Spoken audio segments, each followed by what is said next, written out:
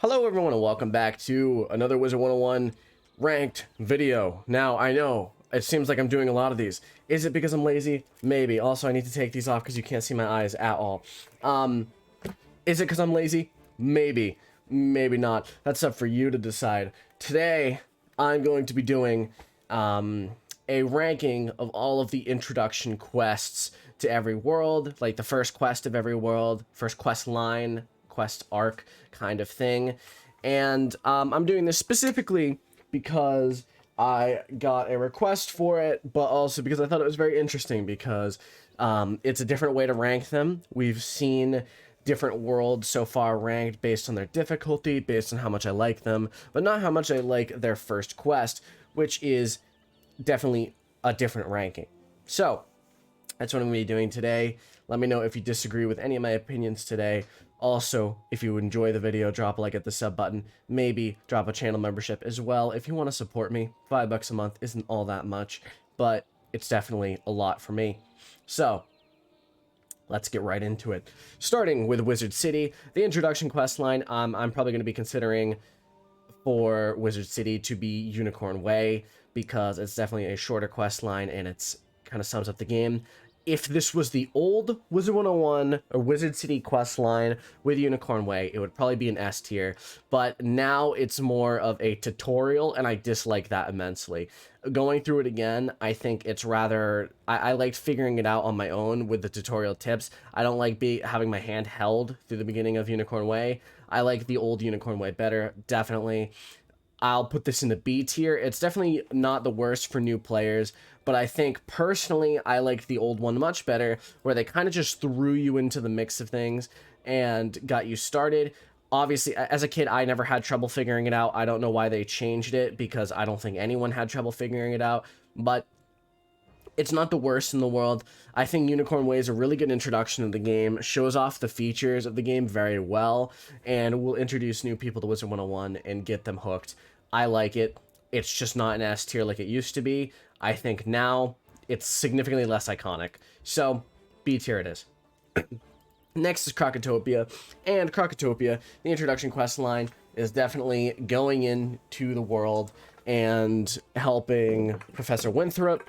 I guess the Royal Hall you could consider to be the beginning. I think the problem with it is it's not really the most iconic. Honestly, there's more iconic quests in Krakatopia than that one.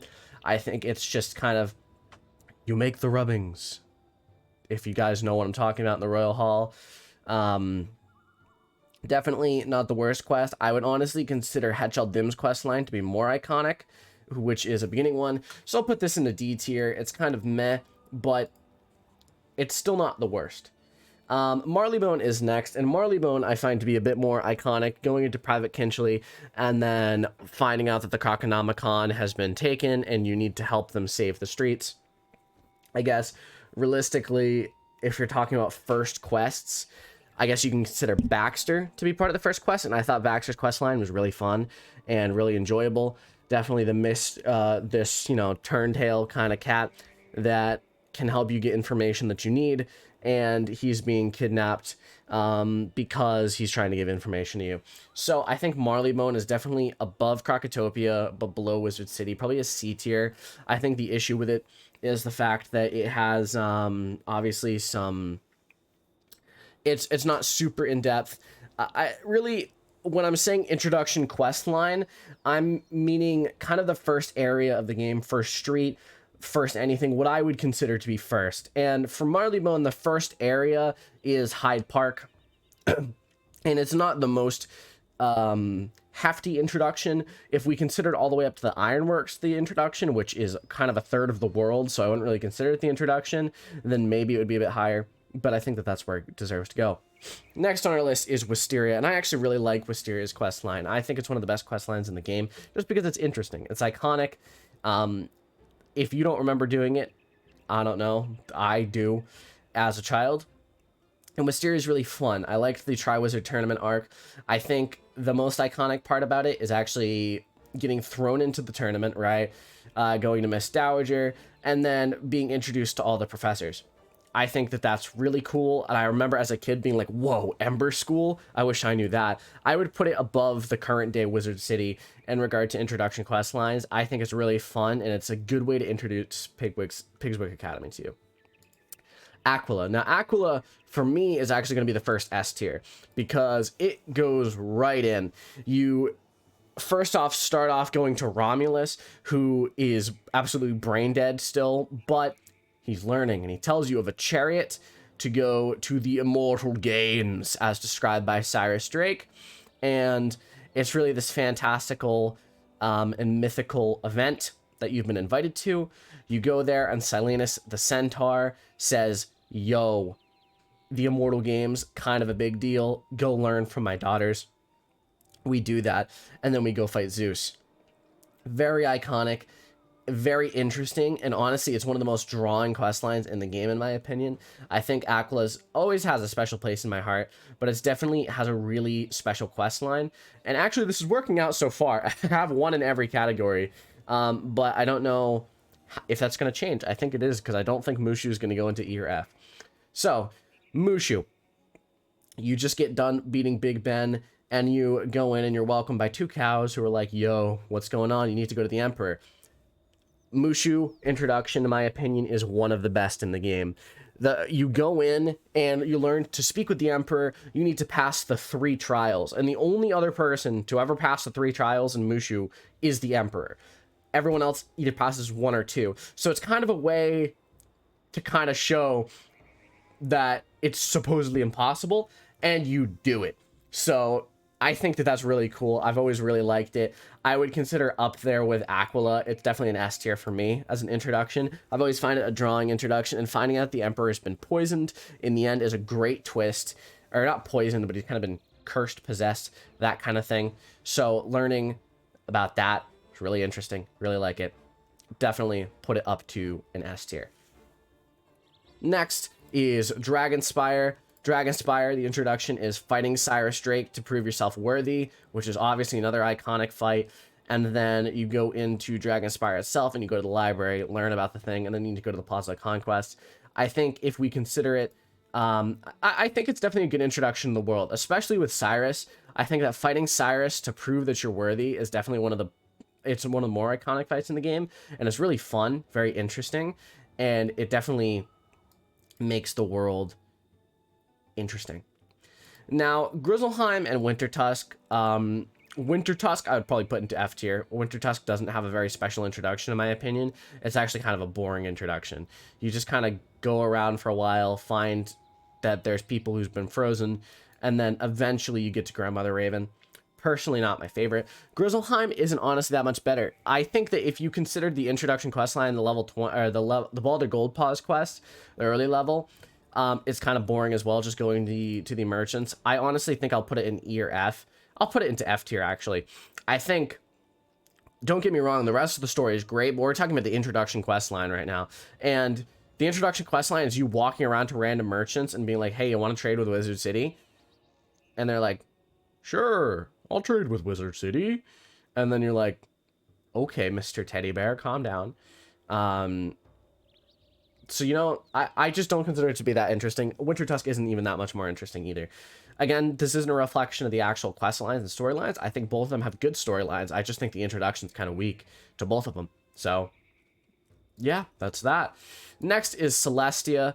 The introduction to this you can consider to be 2 things. You could either be considered to be Brisk Breed's Tower when you're getting the Celestia World Key, or you consider the actual introduction to Celestia where you kind of just go in and then get thrown in immediately to survey camp. Not that interesting. I would consider both of them to be generally uninteresting and probably put them on a level with Krokotopia. They're not the most interesting quest lines in the game. Celestia doesn't have the most interesting introduction. I think the real story gets into like post Grotto when you start getting into the celestial stuff and you start kind of learning about the past of the world. I think that that's when it starts getting interesting, not in the introduction. So that's fine there.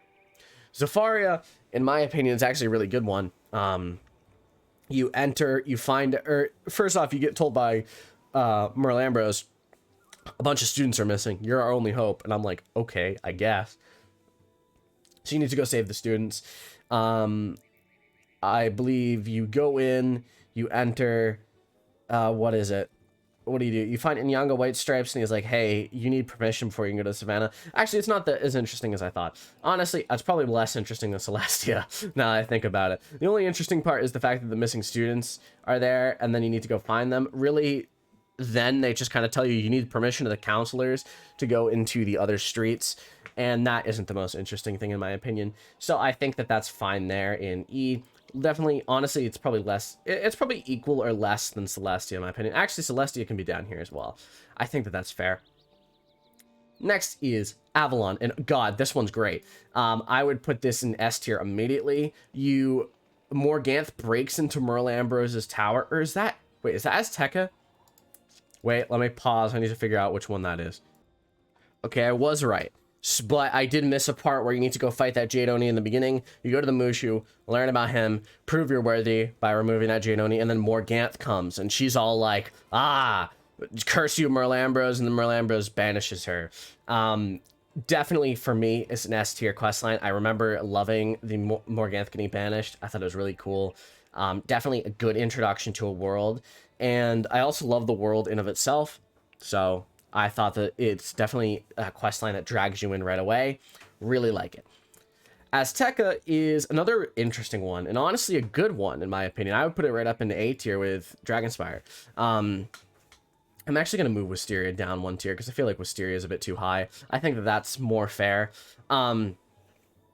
Azteca, you get a messenger from a Quetzal, I believe, from Pakal Redmask, I believe his name is.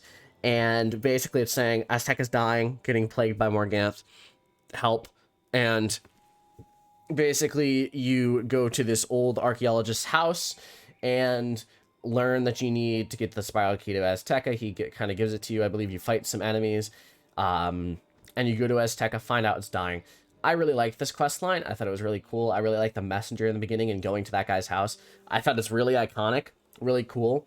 Because you go to Marleybone's Royal Museum, touch an artifact, pretty cool. So I'll put that in A. I feel like Azteca's opening questline is really good. Obviously the rest of its questline a bit long, but introduction's good. So Chrysalis, I actually don't think the introduction's all that good. I would probably put it into B tier with these worlds. I think the major issue with it is the fact that it's just kind of a bit boring. You have a few solo fights. You have to fight Zeltana to prove yourself. It's not the worst in the world, but it's definitely not the strongest either. I wouldn't consider it to be all that strong, just fighting Zeltana to prove yourself. Whatever. Tale of Four Dungeons, I don't know where to rank this, to be honest, because there's 4 separate ones. So, you know what? Let's go over each of them. Kimalong Village, probably an E tier. Not all that special. You just learn that there's this trade guy, and an explorer's been kidnapped in Mushu. Okay. Buckingham Palace, really good in my opinion. You learn that the queen is under a threat, and you need to sneak into Buckingham Palace, taking the guise of Mycroft Bones, which is Sherlock Bones' brother. I don't know how the heck you pull that off, considering you're a human, and Mycroft is a dog. But you know what? Respect it, respect it. That would probably go up into A tier. Zigzag, not all that interesting, but you definitely go to Prospector Zeke, if I remember correctly, and you have to activate a statue to save these Krakatopian people. So I would put that into B tier, probably C tier maybe. And then Darkmoor, I would consider an S tier. Darkmoor is obviously a really interesting quest line. I'll just put the Tale of Four Dungeons into S tier, kind of taking its place of Darkmoor. But I definitely think Darkmoor is really cool. Malastare challenges you to the Ancient Rite of Kandavasi, a 1v1 duel, basically. Well, not a 1v1, but a duel. And, I would consider that to be interesting. So I'll put that there. Polaris has to be an S tier. You actually graduate, which is really awesome. And then Bartleby gets all sick, and he's all like, the winter, And then, that was an awful impression, don't worry about it. And then you need to go figure out where the land touches the sky, which is Polaris. And you go into Polaris, you find out that everything is not doing okay, and things are a bit scary. So I would put that there. Solid S tier opening quest. I love it. It's a great opening quest. Next is Mirage, and it's a real shame because I don't remember this one. Let me actually look it up and see if I can kind of get some info before I rank it. Okay, I looked up the quest line, got it down. So basically, Bartleby reminisces about his eye of history, and he's like, man, if only I had that, I could kind of learn more. So you go to Merle Ambrose, and he's like, oh yes, the eye. I don't know why I gave him that voice. That's not right at all, but I'm going to continue on. Ah yes, the eye of history. Go to Malastaire's house or whatever. And you do. And then you find out that he was approached by an organization called the Cabal, and that Cabal has the Eye of History, and they've taken it to Mirage. Then Duncan Grimwater comes in, he's all like, yo, I've joined the Cabal, bro, what's up? And you're like, I always knew you were evil, you bastard. And you kind of kick his ass. And then you go back to the Arcanum, they're like, the Mirage? Okay. And then you go to a Sand Sea. Interesting. I actually really loved this part of the quest line where you go to like the Sand Sea, the Endless Desert, and you find a way to get to Mirage, the Spiral Door, I believe. And I found it to be really interesting. I think its opening quest line is really good. The only thing I don't really like is the Duncan Grimwater. I just don't like Duncan Grimwater in general. But I think going to Malastaire's house and kind of going into that Sand Sea is definitely A-tier worthy in my opinion. Very interesting world and start to it. And finding the Eye of History, it gets you interested, gets you hooked. Next is Imperia. And I also need to look this one up because I don't remember this one either. So I'll be back. All right, got this one down as well. So, you find out that Mallory's been kidnapped by the spider and been taken to Imperia. To get to Imperia, there's no spiral door, so you need to actually fly there through the spiral. And to do that, you need to get on the ship, you need to fix the ship, and Ione's brother Spark helps you. This is where you meet Spark, Beans, Pork, all them. Really good characters. I find the introduction to this world to be really good as well. Probably not as good as Mirage for me, but definitely up here, like with these. Actually, I'm going to move Wizard City down another one. I think that this looks better to me. All right, I think that it deserves to be like that. Sorry for chaining these midway through, but I feel like it's fair. Next is the Catacombs, and the first quest I would consider this is the one where you save Doug in the beginning of Wizard City. It introduces you to the Catacombs. Very interesting, very cool. Doesn't get you drawn in all that much, but you find that stuff is happening down there. Bugs are...